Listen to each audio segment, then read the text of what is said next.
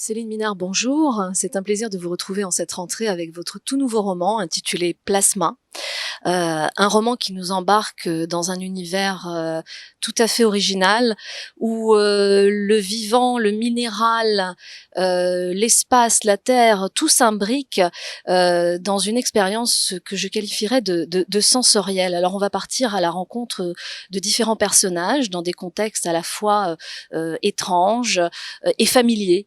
Euh, Comment est née l'idée de ce roman Plasma qui va nous faire rencontrer des animaux hybrides, des humains qui font du trapèze dans l'espace et j'en passe. Oh, il y a bien sûr toujours différentes origines, différentes sources qui convergent à un moment. Je pense que je cherchais une forme au tout début, une forme suspensive, vraiment, un petit peu comme le Calvino, aussi par une univers à voyageurs, qui a enchaîné les débuts.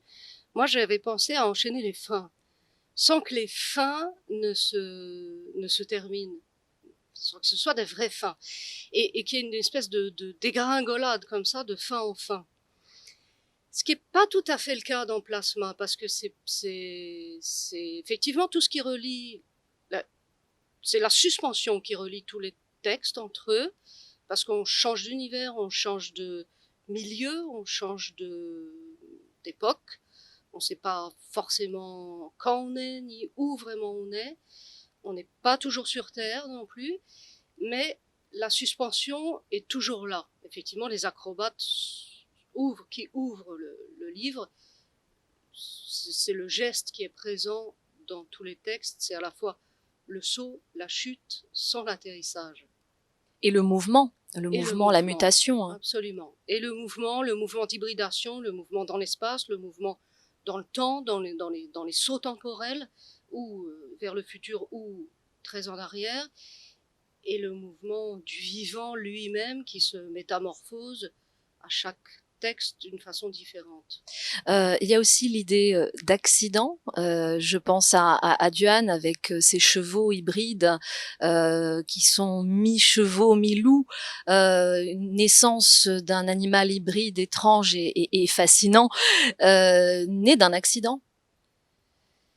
D'un hasard, je Ouais. dirais, d'un accident, oui, d'une contingence, d'une rencontre un peu hasardeuse entre un corps un peu informe qui va gloutonner des cellules de loup, effectivement, et ne pas les digérer, justement.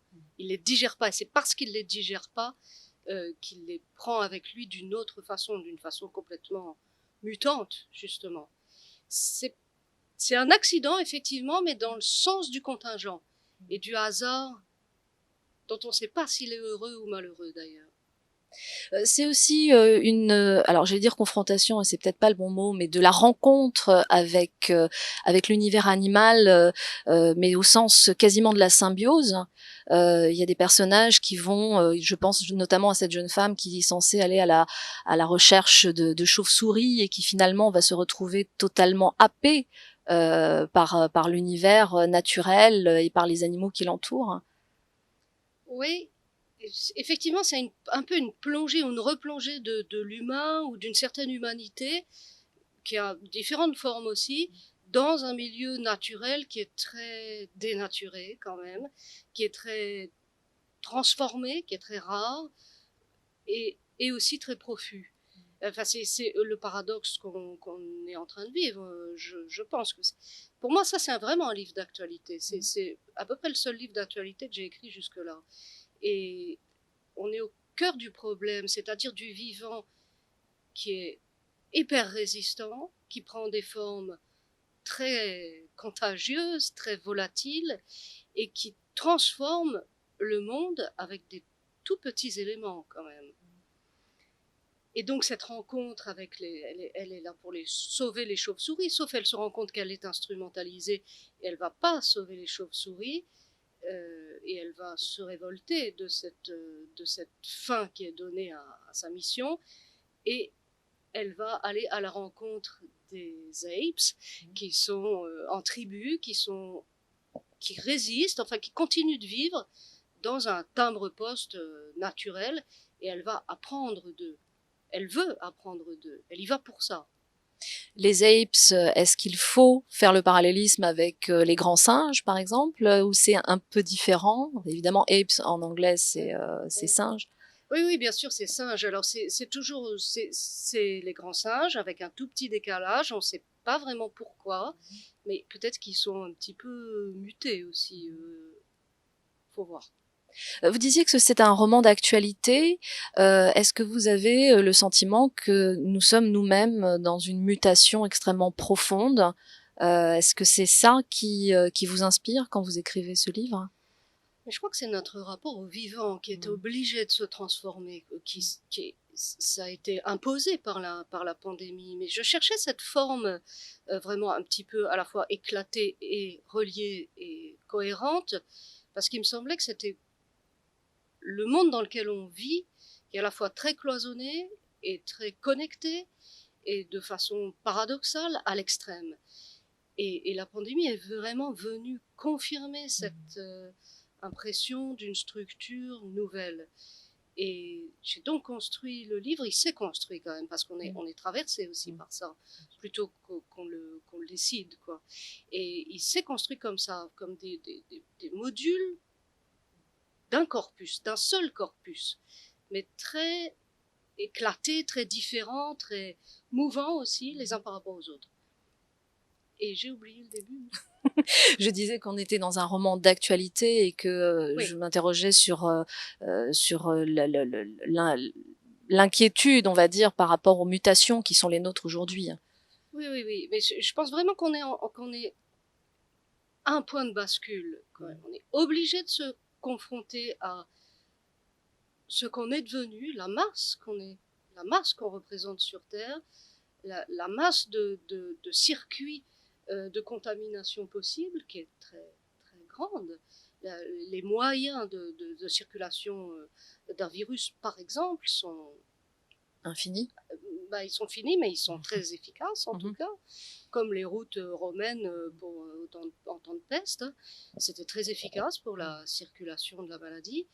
Et je trouve que ça change les rapports entre le vivant, dont on est bien obligé de voir qu'on ne maîtrise rien, que c'est très difficile à maîtriser et que on est confronté à notre taille, à la fois massive et petite et grande par rapport à un virus, mais et qu'on peut être complètement submergé par quelque chose qui nous dépasse complètement, comme la Terre nous dépasse, comme le cosmos nous dépasse, mais on est à l'intérieur, et je pense que la place qu'on a relative, on est obligé de la reconsidérer, de la considérer autrement.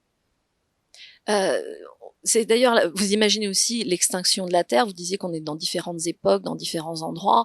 On sort, on part, on quitte la Terre, on va sur d'autres planètes. Ça aussi, c'est dans cette même logique, cette même lignée, l'idée que on est en train de détruire le vivant et qu'il faudra peut-être partir ailleurs et qu'on n'aura pas le choix. Alors on est en train de détruire certaines choses, mais le vivant ne se détruit pas. Je pense que c'est là ce qui est tout à fait sensible dans ce livre-là, c'est que ça se réagence tout le temps, avec ou sans l'humain. C'est pas la question. Et on ne quitte pas la Terre, on la quitte dans un des scénarios possibles, mais c'est pas vraiment une bonne idée. Et on y revient et c'est pas une bonne idée non plus. Mais on peut, en fait, elle est abordée de toutes les focales possibles, ou de très loin, ou de très près, ou de très dedans, ou de très dessus. Il y a des histoires de surface, d'épaisseur, à la fois en mer, dans les abysses, à la fois en orbite, dans l'espace, à la fois sur la juste superficie. Et j'avais vraiment envie qu'on puisse parcourir toutes les épaisseurs, que ce soit d'un océan ou d'une atmosphère, stratosphère, et qu'on voit cette terre euh, de tous les côtés. Et l'animal de tous les côtés. L'animal, nous dedans. Il y a un personnage qui m'a complètement fascinée. Alors, je ne sais pas si je le prononce correctement. C'est Yush, Ouyush, voilà, qui est en totale symbiose en fait avec son environnement. C'est bien ça. Il est attentif. Il est dans un état qui m'a paru à la fois contemplatif, mais en même temps d'observation et en même temps d'assimilation totale avec son environnement. Est-ce qu'on peut en parler un petit peu? Ah oui, Ouyouch, il est parfait. Il tient la terre. Il a choisi sa vitesse, en fait. Et il a choisi la grande lenteur. C'est un mammifère, quand même. Il est quand même de chair et d'os, de muscles. Mais il est à la frontière. Il est au bord d'être un arbre lui-même. Il est suspendu à son arbre. Et à l'envers pour nous, par rapport à nous. Pour lui, il a l'endroit, bien sûr. Et il mange les feuilles de l'arbre très lentement, il les digère très lentement, il les rejette très lentement, il respire lentement, son rythme cardiaque est très lent, mais il capte absolument tout. Et il est lui-même presque une feuille de l'arbre, et il sent la pousse de l'arbre, comme si c'était son mouvement à lui. Et donc, mythiquement, il tient le monde terrestre et le monde terrien par l'arbre. Parce qu'en fait, les arbres, c'est ça, c'est le lien entre le terreau, la surface de la terre, l'épiderme et l'astral. Et lui est le mammifère, le mobile, qui fait le lien entre le végétal et, et les étoiles. Il est dans un rapport au temps. Vous disiez tout à l'heure, il est cette lenteur.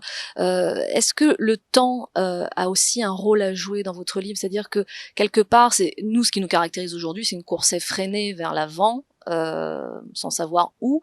Et justement, ce personnage m'évoque cette réussite parfaite d'un rapport au temps et à l'espace. Euh, qui est quasi impossible d'ailleurs à réussir. Oui, il est dans. C'est un choix qu'il a fait depuis c'est un choix d'espèce, hein, d'être à la fois le moins pesant et le moins consommant et le moins agissant. Mais je pense que le temps, dans l'ensemble des nouvelles, a plusieurs fonctions. Enfin, il a plusieurs qualités, il est dans plusieurs états, comme un état de la matière, comme l'état plasma. Et il est ou très rapide, ou très concentré, ou très ancien. On va aussi fouiller dans l'âge de glace, on va s'enfoncer dans les fossiles, on va dans le futur plutôt lointain, et Ouyouch, il est comme une suspension aussi à l'intérieur de tous ces temps différents, aux vitesses différentes. Il est comme une lenteur qui rétablirait le lien entre tous ces temps et ces modes de temps et ces flèches diverses du temps. De la même manière qu'on ouvre le livre avec ces trapézistes cosmiques, il y a un élément minéral ou métallique qui tombe sur la Terre, qui traverse la stratosphère, hein, si je ne dis pas de bêtises. Est-ce que c'est une manière justement de casser les frontières de façon totalement géométrique, cet objet non identifié qui apparaît tout d'un coup symboliserait presque oui, l'abattement des frontières entre l'univers, le cosmos, la Terre. Et l'artefact ou Euh, les extraterrestres. Par exemple, c'est un drôle de truc qu'il trouve dans les couches souterraines. C'est, je pense, effectivement une référence à 2001 Odyssée de l'espace et au monolithe qui ouvre le film, mais il est dans une position un peu plus étrange. Effectivement, c'est la grande question du livre, enfin les grandes questions, c'est qu'est-ce que c'est que ces frontières entre catégories aussi, entre minéral, végétal, animal, entre passé, présent, futur, effectivement, et dans l'épaisseur, enfin le néolithique, le super lointain futur, et les barrières entre toutes les espèces aussi, comment ça peut circuler quand même entre toutes ces catégories qu'on s'est forgées, qu'on va devoir reforger autrement, et comment le vivant passe et de toute façon trouvera sa forme qui va nous paraître bizarre. Parce qu'elles sont toutes bizarres de toute façon. Plasma, c'est le titre de votre livre, Céline Minard. Un livre qui se lit, qui se respire aussi, qui se lit avec tous ses sens. Je pense que c'est important de le dire. Évidemment, il faut réfléchir, mais pas seulement. Il faut le vivre. Merci infiniment pour cet échange, Céline Minard. Merci à vous.